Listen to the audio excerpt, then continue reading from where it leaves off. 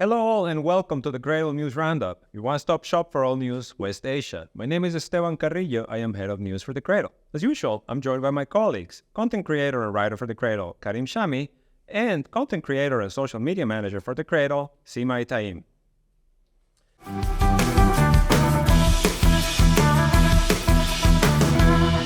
Okay guys, so today is the start of Ramadan. It's the start of the Muslim holy month. It's a very special date. What is happening in Gaza is starvation is spreading across the entire strip. We've had already probably nearly a dozen children have died because of lack of food, because of dehydration.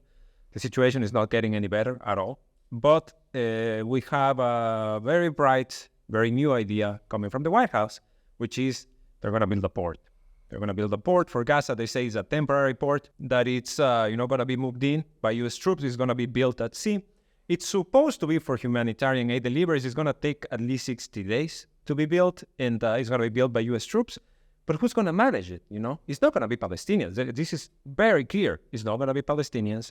It's going to be the Israelis, no? This is what Biden said. Biden told reporters the other day that it will be Israel in charge of providing the security, and Bloomberg also reported the same thing, that the security checks for whatever's coming in will be coordinated with Israel.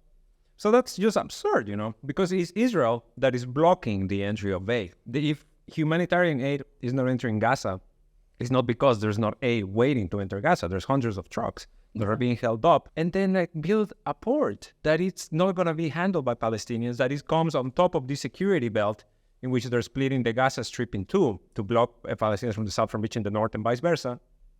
And it's going to be managed by Israelis. So can we even expect Israel to allow the humanitarian aid that is supposedly going to come in from this port? Maybe at best some of it, but the idea also is that he was saying no boots on the ground. This will be done with no boots on the ground. Right? But then I think it was Patrick Wright, or I don't remember, said that they're assigning 1,000 troops to build this, and there are soldiers and sailors, not just sailors. But so my point is that, this can't just be for aid. It can't just be for aid because you have not stopped supplying weapons to Israel. And it was like what we were talking about is that Biden said the other day, we can't have another 30,000 dead, as if the first 30,000 is acceptable, but we can't have another 30,000.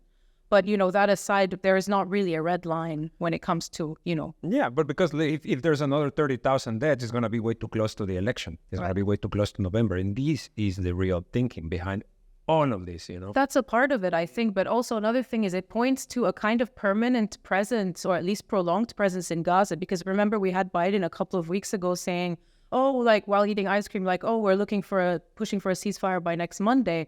And then all of a sudden we hear not just NBC, but now everyone's saying that it's going to take between 30 and 60 days to build this. So what does that tell you? That tells you that there is no ceasefire, or at least permanent ceasefire. That tells you that there is no withdrawal, which is what the resistance is demanding for there to be any sort of deal. That's a long, time frame. So from 1 week to 60 days, all of a sudden, this port can't just be for aid, because you could have just, opened up the crossings. Exactly. And actually, one of the only Palestinian faction to speak up about this was the PFLP, the Popular Front for the Liberation of Palestine. And they said that this is extremely suspicious and that it goes beyond its stated idea for just aid, such as evacuation of Gaza's population. So you mean to maybe take them out of the sea as well? To Cyprus, maybe. And from Cyprus to Europe, we don't know. But this is one of the things they brought up, and other people are now having these concerns as well. Yeah, it just looks like another step in cementing military control of Gaza. That's for sure. That's for sure. It's also psychological. For instance, you stop the aid from flowing inside Gaza, and now the population of Gaza, or the Gazans only see that the aid is coming from the sky. So the savior of Gaza is now the United States and Jordan, and of course Israel. That's what they are trying to implement in the heads or the psychological thoughts of the Gazans. And maybe after 1 month or two, as they said, because of course it doesn't take 2 months to build such a port. And Gaza is not like in the mountains, it is on the sea. By the sea, okay. So That's what might happen, and afterwards, because we see that now there are more than 150 days of the siege of the war, and many people there. Genocide. They just want to go out of Gaza. Not everybody is a fighter by nature also. So I think they are also preparing to use this port to migrate maybe to 100,000, maybe 1 million to Cyprus, and from Cyprus to other countries such as Europe. Greece, maybe. Yeah, maybe Greece, because we know Greece and Germany and these countries, and even Italy, their population is minus. So each year they are losing more than they are making births. So this is very important for them. And also to say, oh look, Gazans don't want Hamas, don't want the rule of these terrorists. So now they are getting out, and we'll see what will happen, because they already they did it. The U.S. did it in 1982 during the Lebanese war. And the same port, which is the port of Larnaca, they used it to migrate Palestinians that were fighting Israel in Lebanon to Tunisia and Algeria and other countries. So they might do it. And especially that the Arabs are happy about that. Exactly. Because Arabs don't want the Palestinian issue. Because, for instance, if I am king of Saudi Arabia, I live happily unless they mention Palestine. If I am king of Jordan, I live happily unless they mention Palestine, and so on and so on. And also Sisi, the president of Egypt. They don't want the Palestinian cause. They don't want any Palestinians. They want this issue to be done. They want normalization. Yeah, that they want normalization. Yeah, it's the even opposite. Anyway, there's another thing I want to say about the port is that like this being PR or elections propaganda is just one layer of it. Like we've established now, this is about security control over Gaza. And then, you have some people saying this is for the gas and Gaza's gas, and they launched the war for the gas, but it's not. The gas would come as a side, maybe as part of the package, but that is not the reason they launched the war in Gaza. So this is about security control, and what is the most suspicious thing about this is that the Israelis approved of this. That's another thing that PFLP mentioned. Why the Israelis who are blocking the aid have approved of this plan. The Europeans too. And from what we hear, even there was this report today earlier that the UAE was one of the voices behind. They are the heroes. Yeah, they want to be portrayed as the heroes because it's exactly what you just said, Karim. These people are happy living their lives as they are until the Israelis begin committing a genocide, and then it's a bit sad for them. Yeah. It's a bit sad for them. Yeah, and this project is the only project that everybody agrees on.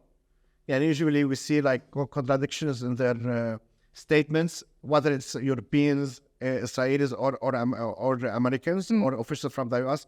But you mean the EU and the US are on the same page with this? They also announced the corridor in parallel with this. I guess it's part of the US thing. The land corridor. Yeah, there's no maritime corridor, EU, but they would need to use that port that's built by the US, I guess.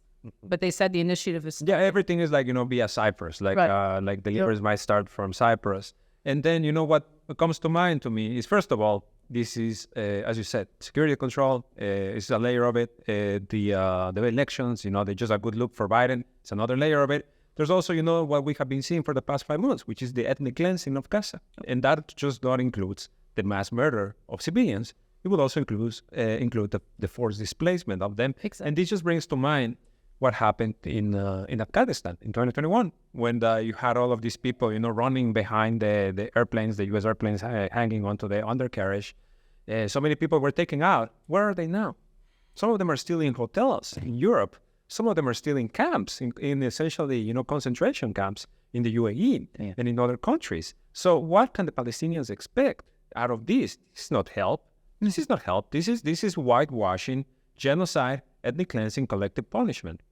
And speaking of whitewashing, let's quickly talk about what this UNRWA report that came out over the weekend is unpublished, but it points to the UNRWA is essentially, when the Palestinians got taken, their country got taken away from them, they got UNRWA in return. It's like, this agency that provides for them, provides, charity, charity for displaced people, for the disenfranchised population of Palestine. And Israel tried to accuse them of being part of the October 7th attack, right? Like a bunch of them took part in the attack. Right. The U.S. got funding. All of the Western world got funding. But now an independent investigation by the agency points to severe torture of these people who allegedly admitted to having been part of the October 7th attack. Right. including waterboarding, including severe beatings, including sexual abuse, Dog attacks as well. dog attacks, just absolute brutality. And, there was also a report recently of like over 2 dozen Palestinians dying in the detention, in the Gazans dying in Israeli detention, not to mention all the thousands that have been arrested in the West Bank. But it's just another part of this, of what we're witnessing. The entire world is witnessing, but the United States in particular wants you to believe that it's not what it is. The reality is not what it is. So, and are we going to see a retraction from all of the Western outlets who came out and said, UNRWA worked with Hamas. UNRWA is, another terrorist organization. And based on what? Based on what? Based on what? We don't know. Based on statements gotten through torture. So that's what I was talking about the psychological warfare. They don't want anybody to help the Palestinians except the United States or through Israel. So they can fully control them emotionally, psychologically, and materially. So now in Gaza, if you want aid to enter Gaza, you have to deal with Israelis or the Americans. Egypt, bye-bye. Any other UN body, bye-bye. And they want the Palestinians to think and to know that the savior is the United States. Although they are providing all this ammunition and the bombs, I think they used veto 3 times. Look, maybe not savior, but just that it's their only option. Because also they're not stupid. So a lot of them are no, it's not their savior, but it's their only option if they need what they need. That's the only source they can go to. That's the idea. You know what I mean? Yeah, it's the same. Like we see it in Lebanon, We see it in Lebanon, like the situation with the power, the situation with the fuel. When it's Iran, when it's Russia, when it's China coming and saying, hey, we'll build a port for you. We'll rebuild a port for you. We'll, bring gas. We'll bring oil. We'll bring whatever. And the people in charge, they have to go to the U.S. Embassy and say like, hey, can we say yes? And of course, the U.S. Embassy says, no, what are you thinking? Of course you can't say yes. Exactly. You can't accept help from these people at all. So, it's like we are your only patron. So, yes, I do agree with Karim that this is just part of this, like, building this wall. You reminded me of something, Karim, before we go back to the torture and the UNRWA allegations, is that another reason they could be building that port is to create an alternative to UNRWA. Because if you would open the land crossings, you'd have to get that aid in through international institutions like UNRWA. And we know that there's an attack going on against UNRWA because UNRWA preserves the refugee status and the right of return for Palestinians. And so an attack on UNRWA is not just an attack on like life-saving assistance for Palestinians, it's to strip them of the idea that they will one day return, because that's what they teach in UNRWA schools. So, yeah. Indeed, and like, because Gaza at this point is uninhabitable. This is not a place that, we talk about a ceasefire as if these people could have a home to return to. These, millions, over 1 million displaced. There's no homes anymore. There's no hospitals. There's no schools. There's no roads. There's no water pipes. There's nothing. This is, it's like you might as well be looking at the surface of the moon at this point. And Israel, is going to come in and it's going to have security control. They've said it very clearly. We're not going anywhere. Exactly. It cannot be the Palestinians. This whole ridiculous idea about the reformed PA, the reformed Palestinian Authority, it's never going to happen. It's simply just not going to happen. And, to your point, Karim, about this manipulation that exists, we hear a lot about the aid that the U.S. is sending. We don't hear a lot about the weapons that the U.S. is sending.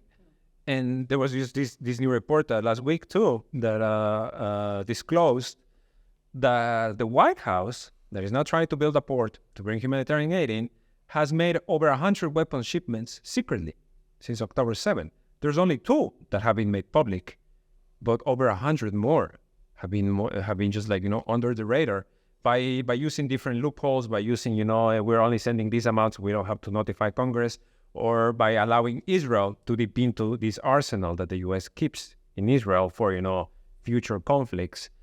And this is what has flattened Gaza.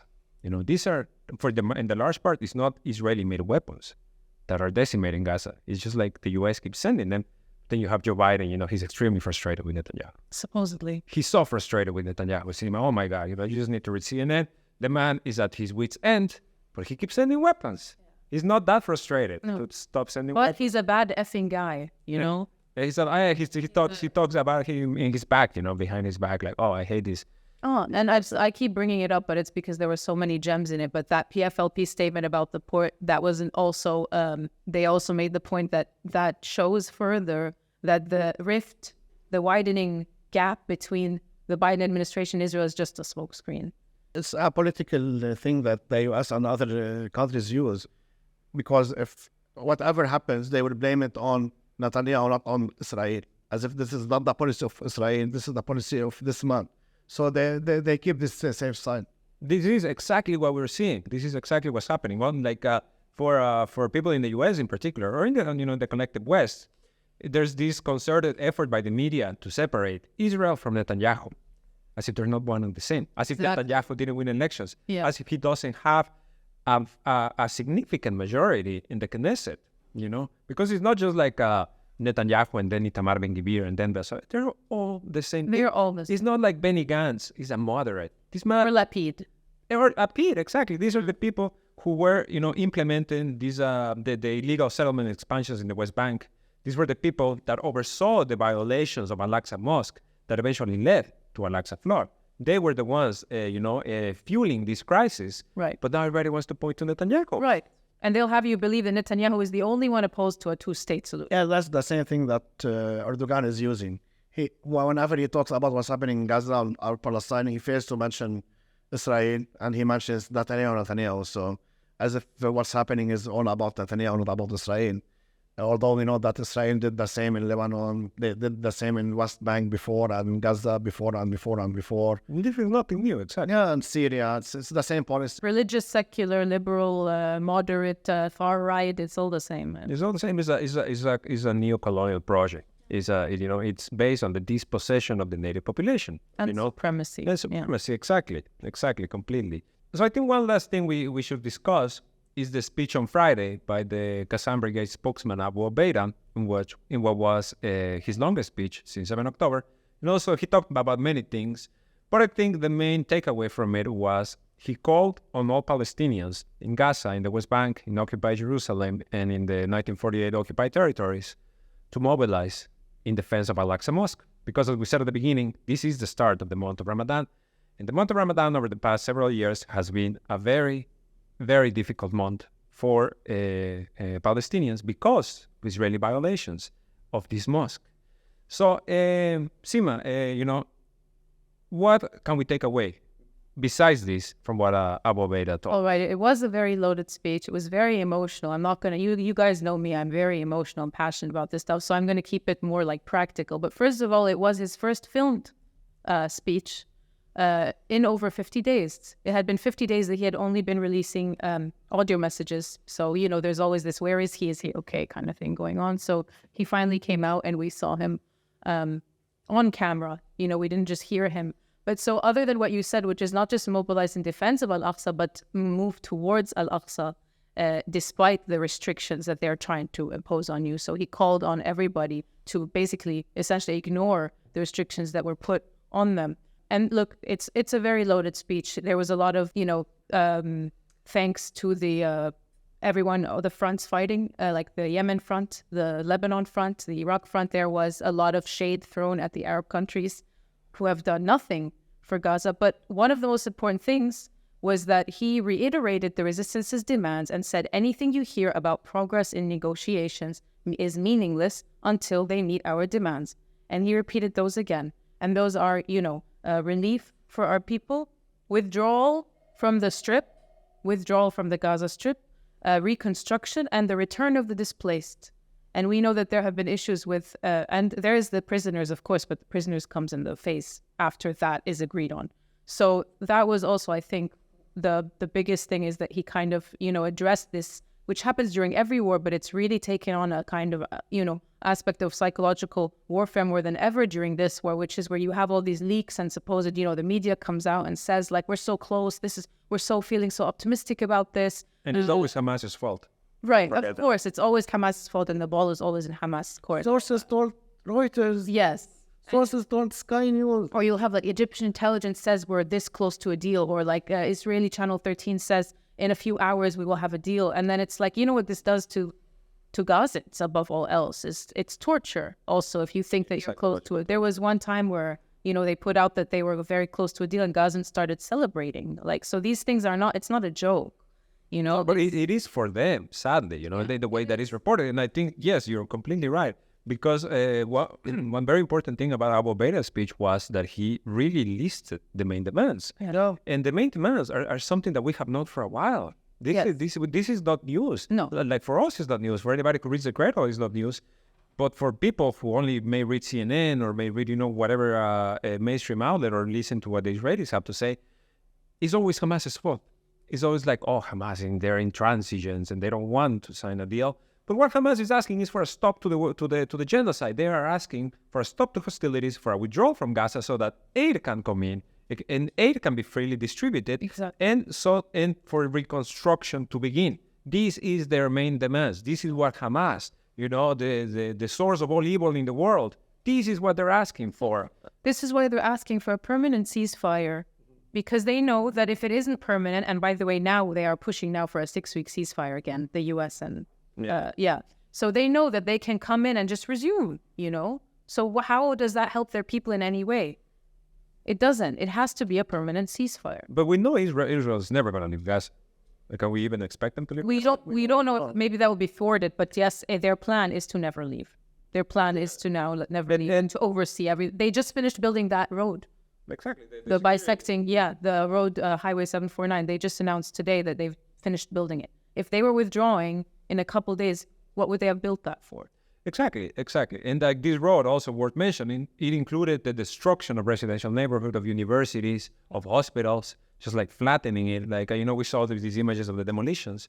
So the Israelis, my point of like the Israelis are never going to leave is because the Israelis don't feel like they have to leave, because they have the complete support of the Western institutions, of the U.S., of the EU. Despite what Macron may say, despite what whoever may like someday say, they have their support. They have a support plus apport.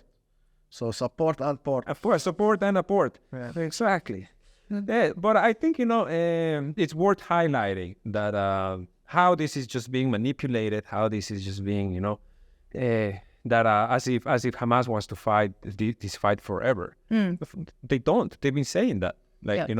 This falls in line with their whole aim is to terrorize Jews. You know what I'm saying? It's not because we're trying to get something for our people. It's just we are here to terrorize you. That's why we exist. And even, when it comes to Hezbollah, Hezbollah has said the moment that the genocide stops, and as long as they don't keep bombing Lebanon, we will also stop. Yeah. This will stop. It's like the ball is always in the Israelis' court. But according to them, it's never their responsibility, it's never their fault, because they are perennial victims. They are the people who can do no wrong, the people who can never have a finger pointed at them. And sadly, this is just something that we see. This time it's like existential for them, according to them, after living through what they call a mini Holocaust.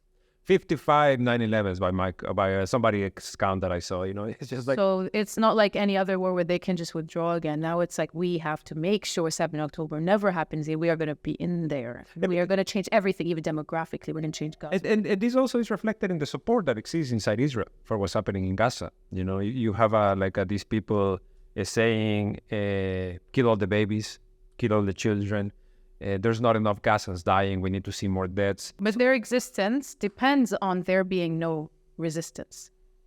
Their existence depends on that, because if there is resistance, they will never be safe, because their existence is not legitimate. So this is why they target women and children, because women are the ones who bear the children, and the children grow up to be fighters. They've said this. They say we kill them before they grow up. But this is a reality, Like what's happening in Gaza, because Netanyahu, when he said that, when they were talking about the reform PA or whatever, security control by Israel, the day after the war, that's the term they like to use, he was talking about de-radicalizing the Strip. Right, demilitarizing. Demilitarizing and de-radicalizing. What does de-radicalizing mean when you have just mass murder 30,000 people? You've done the opposite. 13,000 of them children, 9,000 of them women, entire families wiped out, about 17,000 children left, not just orphaned, but with no family at all, no relatives left for them.